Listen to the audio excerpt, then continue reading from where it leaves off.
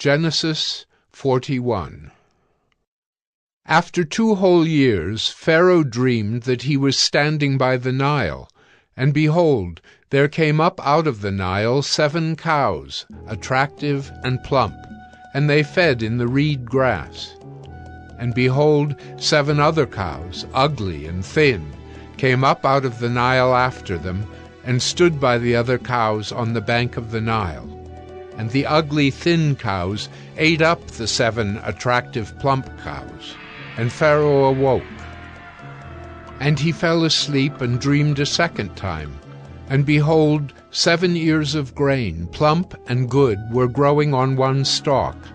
And behold, after them sprouted 7 ears, thin, and blighted by the east wind. And the thin ears swallowed up the 7 plump, full ears. And Pharaoh awoke, and behold, it was a dream. So in the morning his spirit was troubled, and he sent and called for all the magicians of Egypt and all its wise men. Pharaoh told them his dreams, but there was none who could interpret them to Pharaoh. Then the chief cupbearer said to Pharaoh, I remember my offenses today, when Pharaoh was angry with his servants and put me and the chief baker in custody in the house of the captain of the guard. We dreamed on the same night, he and I, each having a dream with its own interpretation. A young Hebrew was there with us, a servant of the captain of the guard. When we told him, he interpreted our dreams to us, giving an interpretation to each man according to his dream. And as he interpreted to us, so it came about. I was restored to my office, and the baker was hanged. Then Pharaoh sent and called Joseph, and they quickly brought him out of the pit. And when he had shaved himself and changed his clothes, he came in before Pharaoh. And Pharaoh said to Joseph, I have had a dream, and there is no one who can interpret it. I have heard it said of you that when you hear a dream, you can interpret it. Joseph answered Pharaoh, It is not in me. God will give Pharaoh a favorable answer. Then Pharaoh said to Joseph, Behold, in my dream I was standing on the banks of the Nile. 7 cows, plump and attractive, came up out of the Nile and fed in the reed grass. 7 other cows came up after them, poor and very ugly and thin, such as I had never seen in all the land of Egypt. And the thin, ugly cows ate up the first 7 plump cows. But when they had eaten them, no one would have known that they had eaten them, for they were still as ugly as at the beginning. Then I awoke. I also saw in my dream 7 ears growing on one stalk, full and good. 7 ears, withered, thin, and blighted by the east wind, sprouted after them. And the thin ears swallowed up the 7 good ears. And I told it to the magicians, but there was no one who could explain it to me. Then Joseph said to Pharaoh, The dreams of Pharaoh are one. God has revealed to Pharaoh what he is about to do. The 7 good cows are 7 years, and the 7 good ears are 7 years. The dreams are one. The 7 lean and ugly cows that came up after them are 7 years, and the 7 empty ears blighted by the east wind are also 7 years of famine. It is as I told Pharaoh. God has shown to Pharaoh what he is about to do. There will come 7 years of great plenty throughout all the land of Egypt. But after them there will arise 7 years of famine, and all the plenty will be forgotten in the land of Egypt. The famine will consume the land, and the plenty will be unknown in the land by reason of the famine that will follow, for it will be very severe. And the doubling of Pharaoh's dream means that the thing is fixed by God, and God will shortly bring it about. Now, therefore, let Pharaoh select a discerning and wise man, and set him over the land of Egypt. Let Pharaoh proceed to appoint overseers over the land and take 1/5 of the produce of the land of Egypt during the 7 plentiful years. And let them gather all the food of these good years that are coming, and store up grain under the authority of Pharaoh for food in the cities, and let them keep it. That food shall be a reserve for the land against the 7 years of famine that are to occur in the land of Egypt, so that the land may not perish through the famine." This proposal pleased Pharaoh and all his servants, and Pharaoh said to his servants, "Can we find a man like this, in whom is the Spirit of God?" Then Pharaoh said to Joseph, "Since God has shown you all this, there is none so discerning and wise as you are. You shall be over my house, and all my people shall order themselves as you command. Only as regards the throne will I be greater than you." And Pharaoh said to Joseph, "See, I have set you over all the land of Egypt." Then Pharaoh took his signet ring from his hand and put it on Joseph's hand, and clothed him in garments of fine linen, and put a gold chain about his neck. And he made him ride in his second chariot, and they called out before him, "Bow the knee!" Thus he set him over all the land of Egypt. Moreover, Pharaoh said to Joseph, "I am Pharaoh, and without your consent no one shall lift up hand or foot in all the land of Egypt." And Pharaoh called Joseph's name Zaphanath-Paneah, and he gave him in marriage Asenath, the daughter of Potipherah, priest of On. So Joseph went out over the land of Egypt. Joseph was 30 years old when he entered the service of Pharaoh, king of Egypt. And Joseph went out from the presence of Pharaoh and went through all the land of Egypt.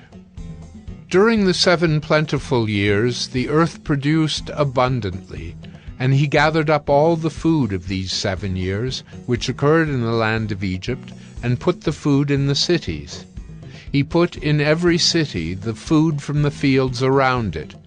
And Joseph stored up grain in great abundance, like the sand of the sea, until he ceased to measure it, for it could not be measured. Before the year of famine came, 2 sons were born to Joseph. Asenath, the daughter of Potipherah, priest of On, bore them to him. Joseph called the name of the firstborn Manasseh. "For," he said, "God has made me forget all my hardship and all my father's house." The name of the second he called Ephraim.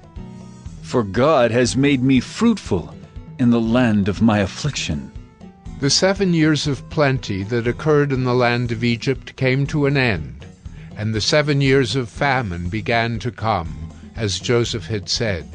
There was famine in all lands, but in all the land of Egypt there was bread.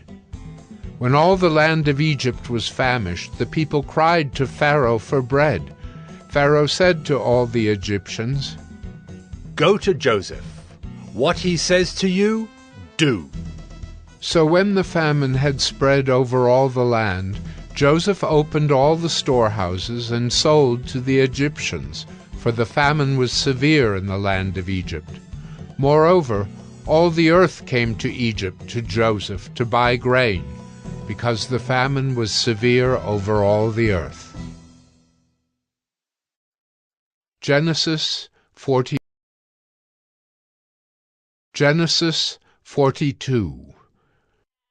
When Jacob learned that there was grain for sale in Egypt, he said to his sons, "Why do you look at one another?" And he said, "Behold, I have heard that there is grain for sale in Egypt. Go down and buy grain for us there, that we may live and not die." So 10 of Joseph's brothers went down to buy grain in Egypt. But Jacob did not send Benjamin, Joseph's brother, with his brothers, for he feared that harm might happen to him. Thus the sons of Israel came to buy among the others who came, for the famine was in the land of Canaan. Now Joseph was governor over the land. He was the one who sold to all the people of the land. And Joseph's brothers came and bowed themselves before him with their faces to the ground. Joseph saw his brothers and recognized them, but he treated them like strangers and spoke roughly to them. "Where do you come from?" He said. They said, from the land of Canaan to buy food." And Joseph recognized his brothers, but they did not recognize him. And Joseph remembered the dreams that he had dreamed of them. And he said to them, "You are spies! You have come to see the nakedness of the land." They said to him, "No, my lord, your servants have come to buy food. We are all sons of one man. We are honest men. Your servants have never been spies." He said to them, "No, it is the nakedness of the land that you have come to see." And they said, "We, your servants, are 12 brothers, the sons of one man in the land of Canaan. And behold, the youngest is this day with our father, and one is no more." But Joseph said to them, "It is as I said to you. You are spies. By this you shall be tested. By the life of Pharaoh, you shall not go from this place unless your youngest brother comes here. Send one of you, and let him bring your brother, while you remain confined, that your words may be tested, whether there is truth in you, or else, by the life of Pharaoh, surely you are spies." And he put them all together in custody for 3 days. On the 3rd day Joseph said to them, "Do this, and you will live, for I fear God. If you are honest men, let one of your brothers remain confined, where you are in custody, and let the rest go and carry grain for the famine of your households.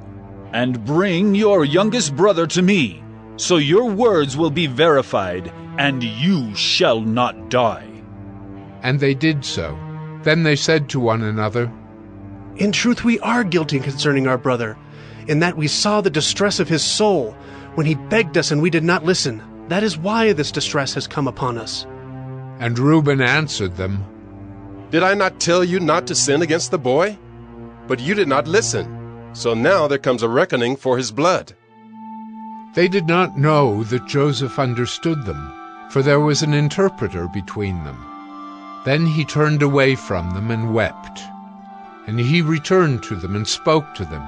And he took Simeon from them and bound him before their eyes.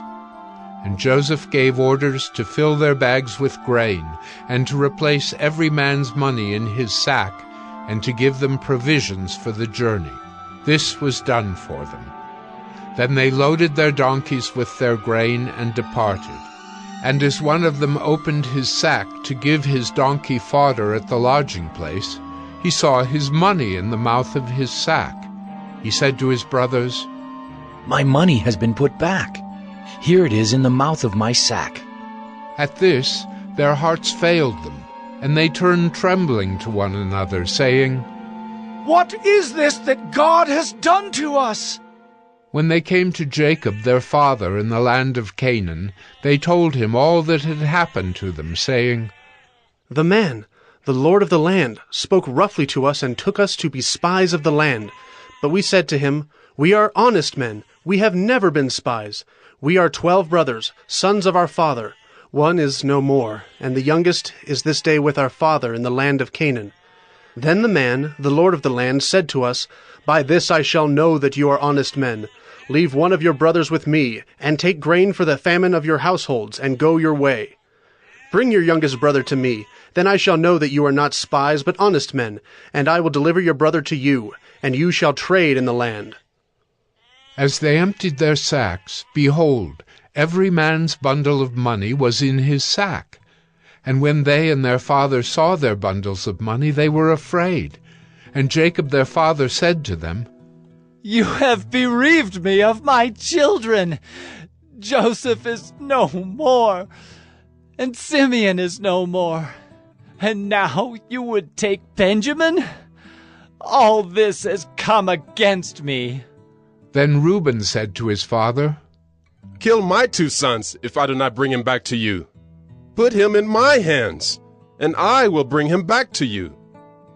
But he said, "My son shall not go down with you, for his brother is dead, and he is the only one left.